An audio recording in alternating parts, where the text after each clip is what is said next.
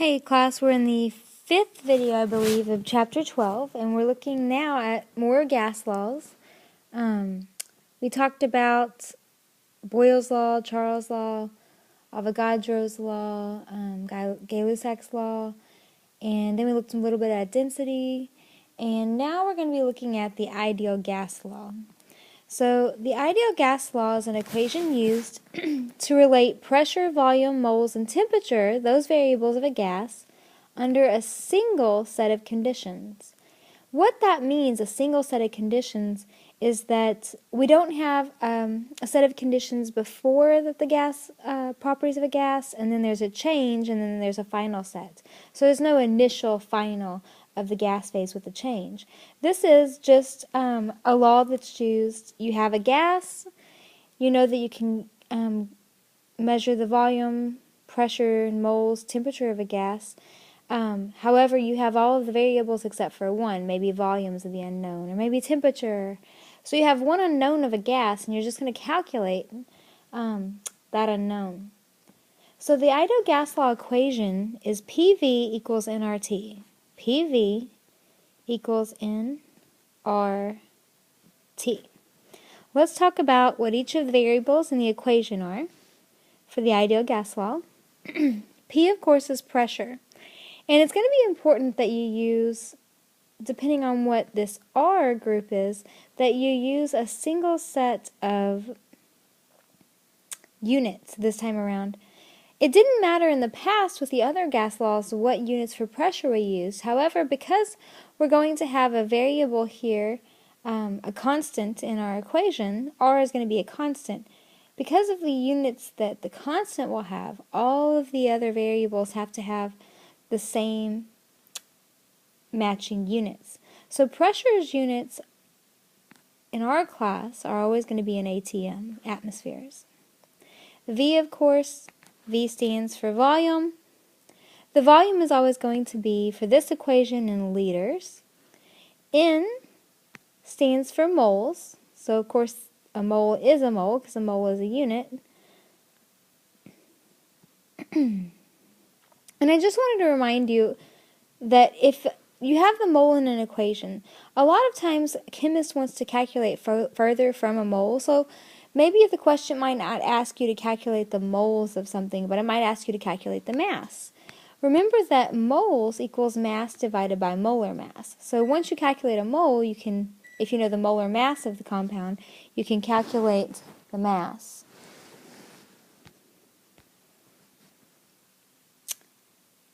We're going to skip R and we're going to come back to it, but temperature is T, of course.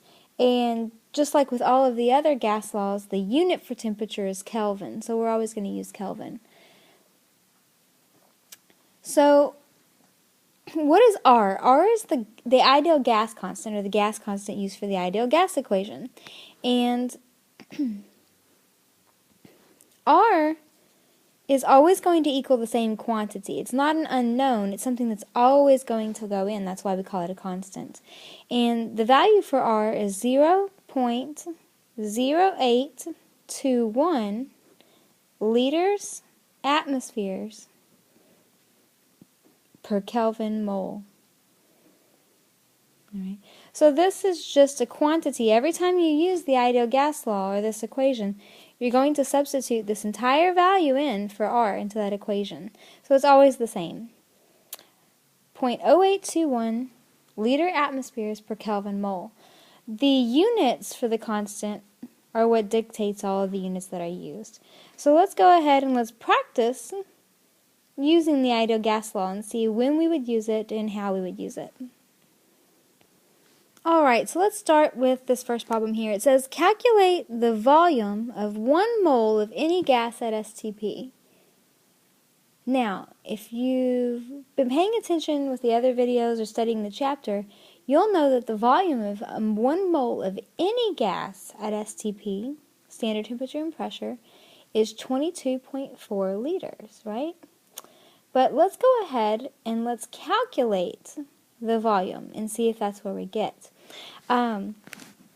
So we want to calculate the volume. Volume is our unknown of 1 mole of a gas, so we're given that we're given the moles. I like to make a list of all my variables before I begin. So we don't know the volume, but we know the moles of any gas at STP. Remember, when you're given STP as your conditions, you're given the temperature. And what is standard temperature? It's 0 degrees Celsius or 273 Kelvin. Remember to always use Kelvin for gases. And standard pressure is what? Well, it's 1 atmosphere, 760 millimeters of mercury. So we're going to put 1 atmosphere here, 1 atm. All right, so notice the set of conditions. We've got P, we've got a V, we've got an N, and a T. Notice that we don't have 2 volumes, 2 pressures, 2 temperatures. This would not be the kind of problem you would want to pull out the combined gas law. The combined gas law has 2 sets of conditions, initial and final, and there's always a change in between. So we only have 1 set of conditions. We have 1 pressure, 1 temperature, 1 mole, 1 volume that we need to find. So this is when we use the ideal gas law. So because that's what all the variables are. So we're going to start with the ideal gas law. PV equals N RT. Okay, and our unknown is volume. So what I'm going to do is I'm just going to solve for volume. I'm going to divide both sides by pressure. And when I divide both sides by pressure, the pressures cancel out there. So I am just going to set my problem like that. Alright, so volume equals moles times gas constant times temperature divided by pressure. I'm going to just insert these quickly. I'm not going to worry about significant figures for this one because I just wanted to prove to you that 1 mole of any gas at STP is in fact 22.4 liters. Alright, so we've got 1 mole of gas. R is the gas constant. It's always the same. Just going to erase this so I have room.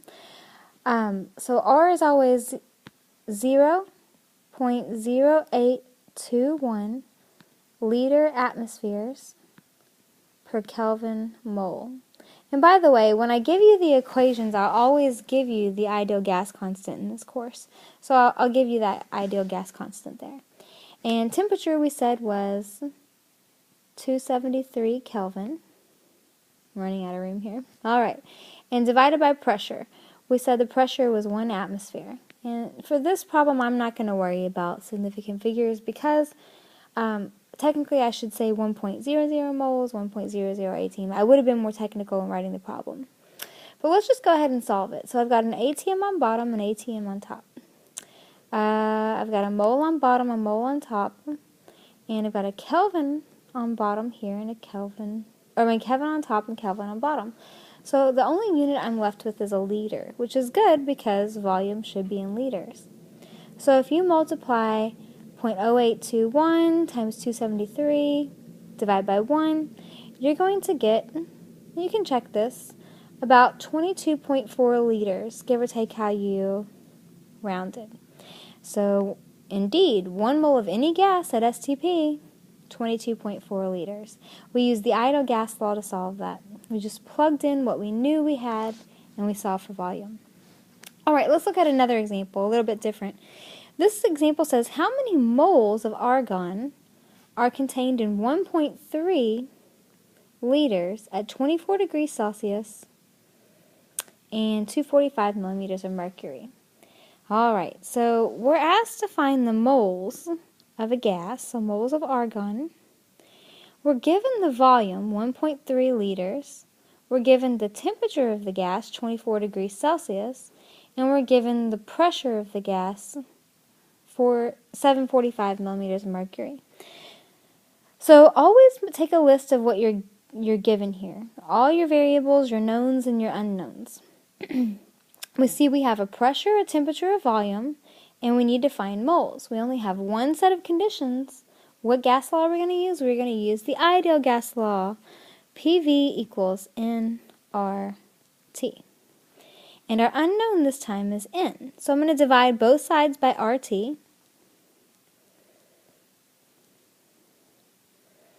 So RT cancels out, and we've got N equals, what does it equal? PV over RT. N equals PV over RT. I'm going to move that over here. N equals PV over RT. All right, now, remember that when you have the ideal gas law, because of the gas constant, all of your variables have to be in the correct units. So volume needs to be in liters, and in fact, volume is in liters, but pressure needs to be in atmospheres. So we need to convert 745 millimeters of mercury to atmospheres. 745 millimeters of mercury divided by 760 millimeters of mercury per atmosphere will give us the ATM. So millimeters of mercury, millimeters of mercury. Basically, if you're given millimeters of mercury, just divide by 760, you'll get your ATM, your atmospheres. All right, let's do volume. Volume is 1.3 liters. That's in the correct units. All right, so we've got PV over RT. The ideal gas constant is 0.0821 liter atmospheres per Kelvin mole. Okay, I've got an atmosphere, got a liter, and I've got Kelvin moles in the denominator of my denominator. We'll talk about that in a second. Let's do temperature. Temperature right now, we have 24 degrees Celsius. Remember, temperature in any gas law must always be in Kelvin. So the Kelvin temperature for 24 degrees Celsius, 273 plus 24 is 297. All right, so I've got a Kelvin on top, a Kelvin on bottom in my denominator. The unit I have left here is the mole. And that's the unit I need to solve for moles, but where is it found? It's found in the denominator of the denominator. Now, what does that mean for us? Don't worry about this right now. Whenever you have something in the denominator of the denominator, it's actually in the numerator. So I'm going to pull that mole out here, and now I can calculate. If you calculate 475 divided by 760 for your pressure, you should get about 0.980 atmospheres. Multiply that times your volume, 1.3 liters, divide by the product of your numerator or your denominator, 0.0821 times 297. And if you do your calculation correctly, let's see here, two significant figures, your moles should be about 0.052 moles of gas. That's how much gas or argon is contained in the 1.3 liter vessel at that temperature and pressure. All right. Okay, let's look at the next one. The next one's a little bit different. It's a little bit more challenging than the last one we looked at. The last one we looked at was a little bit challenging because we had to get all the units correct. This one's going to be challenging in a different way because not only do we have to worry about units, we also have to use two equations and combine them. So let's look at the problem. It says calculate the molar mass of an unknown gas if 4.12 grams occupy a volume of 943 milliliters at 23 degrees Celsius and 751 torr. All right, let's read it again. Now, you always read it the first time to kind of get an idea of what we're talking about. Oh, we're talking about a gas. I'll probably need to use a gas law for this word problem. So when you read it again, the next time, remember what you want to do is you want to make a list of all your variables or what's known and what's unknown, I should say. So all the givens and what's unknown you need to solve for. So let's read again. It says calculate the molar mass M. So we do not know the molar mass of our gas. Of an unknown gas, probably why we don't know the molar mass, if 4.12 grams, what is 4.12 grams? Grams is mass. So we're given the mass of our gas. Occupies a volume of, we're given volume, 943 milliliters at 23 degrees Celsius. That's our temperature. And 751 torr. Well, torr is pressure. All right. So we're given some conditions here. So we want to know what the molar mass of our gas is. We're given mass, volume, temperature, and pressure. Now, the first thing I notice from this list is I've only got one of each variable. I've got one pressure, one temperature, one volume, one mass. So I don't have two sets of conditions. This leads me to believe that we're going to be using the ideal gas law. Ideal gas law is PV equals nRT. All right, so I say I've got one set of conditions. I'm going to use the ideal gas law. Now, a lot of the times the students get a little challenged because they say, my ideal gas law is PV nRT. I've got a pressure, I've got a temperature, volume. There's no R here and there's no N here. Now remember, the R is actually a constant, so it's not going to be given every time. 0.0821 liter atmospheres per Kelvin mole. Okay, so that's not given, but that can be substituted into the problem because the constant never changes. So basically I've got a pressure, I've got a volume, I've got an R, I've got temperature. What I don't have is moles. I don't have moles anywhere. And is that my unknown? No, my unknown is not to solve for moles. So what's happening here? Well, this is one of those examples of problems where you can have two different equations. I don't know what the mole is in this problem, but I do know that I can calculate a mole from mass and molar mass. Moles of a substance is always mass divided by molar mass of that substance. So mass divided by molar mass equals moles. So what I can do here is I can substitute this equation into my equation for moles. Because what we see here is that molar mass is the unknown, and mass is actually given. So if I substitute this into the equation, I still only have one unknown. So let's do that. First of all, I'll rewrite it. Moles of anything is always mass divided by molar mass. Okay, so I'm going to substitute this in. And when I do that, I now have PV equals mass divided by molar mass, RT. Alright, my unknown is this big M right here. Alright, we're going to rearrange. I need to get big M out of the denominator. So the first thing I'm going to do is I'm going to multiply both sides by big M, my unknown. When I do that, I get molar mass times pressure times volume equals mass RT. Now I want to solve for molar mass. I'm just doing algebra to get our unknown on one side here. So I'm going to divide both sides by PV. So molar mass, just going to rearrange here, equals MRT, mass times ideal gas constant times temperature, divided by pressure times volume. Okay, so now that I've got that rearranged, I can substitute in what I've got. So molar mass is the unknown. My mass that's given is 4.12 grams. My R is 0.0821 liter atmospheres per Kelvin mole. And my temperature should be in Kelvin. Right now it's 23 degrees Celsius. So I need to add 273 to that, and that will give me Kelvin. So 23 plus 273 is 296.